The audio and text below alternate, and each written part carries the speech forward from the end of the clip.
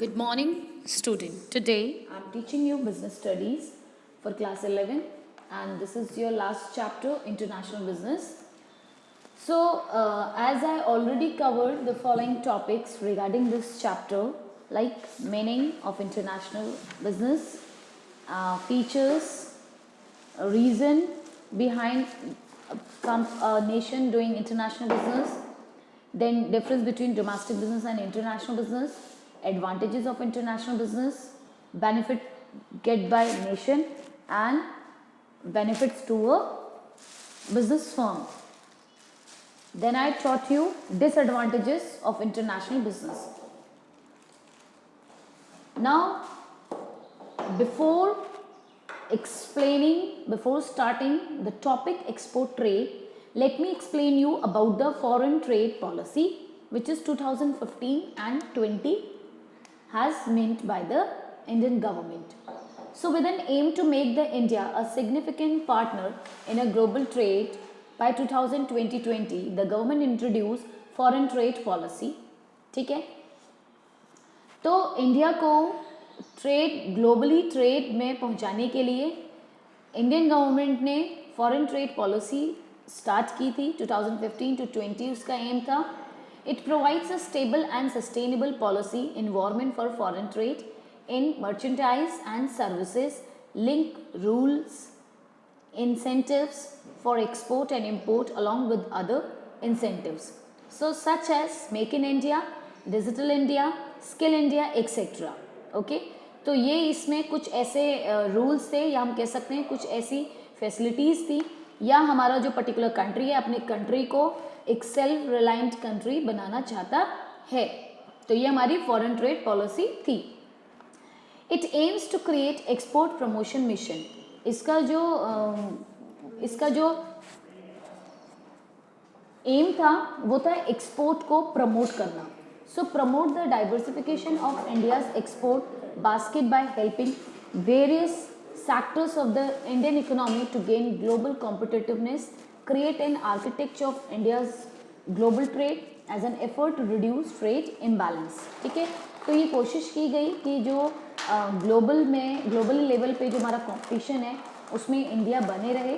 ठीक है, एंड जो भी एफर्ट वो लगाता है उसको इम्बैलेंस ना होकर के बैलेंस करने में ये पॉलिसी हेल्प करेगी. So FTP has introduce two major schemes. One is merchandise export from India scheme and second is service export from India scheme.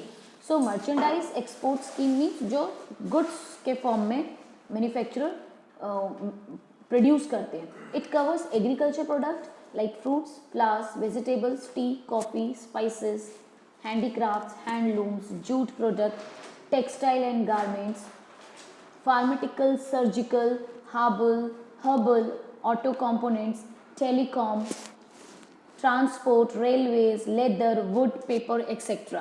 So all these products comes in the category of manufacturing export from India scheme. Second, services export from India scheme. So it covers legal, accounting, architectural, engineering, educational and hospital services at 5%. तो जिसमें engineering, educational, hospital services 5% आती हैं, और hotel, restaurant, travel agencies and tour operators and other business services 3% आती हैं. Now we will talk about export trade. So first of all, let me explain you meaning of export trade. So export trade refers to selling of goods and services by a firm of home country to a firm of foreign country.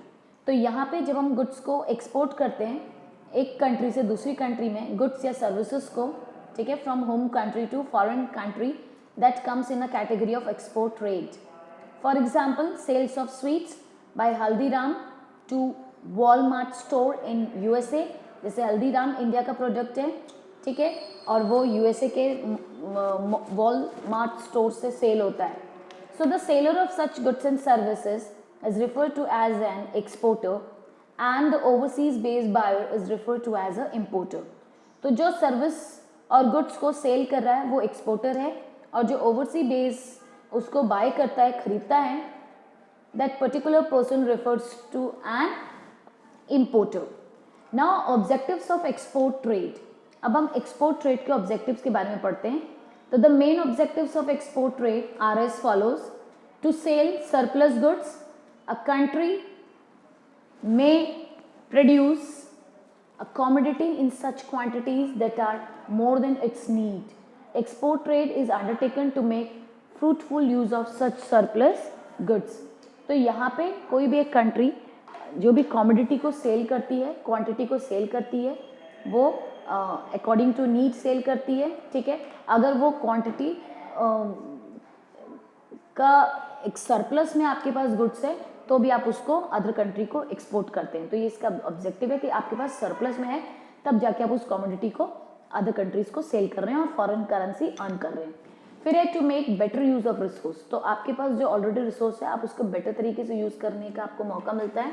Export trade widens the market for goods. A country can make better use of its resources by producing goods on a large scale both for domestic use and export. फिर है to earn foreign exchange. Foreign exchange earn करने के लिए भी. To increase national income. इससे हमारी national income भी improve होती है. हम अपने पीपल की लिविंग स्टैंडर्ड को इम्प्रूव करते हैं. इससे एम्प्लॉयमेंट जनरेट होता है, ठीक है. And to increase government revenue. और हम गवर्नमेंट रेवेन्यू को भी इंक्रीज करने में हेल्प करते हैं. And then last to create international cooperation. और हम एक्सपोर्ट ट्रेड के through improve mutual understanding and cooperation between nations, ठीक है. So this much is about export trade. In next video I'll explain you procedure of export trade. Thank you and have a nice day.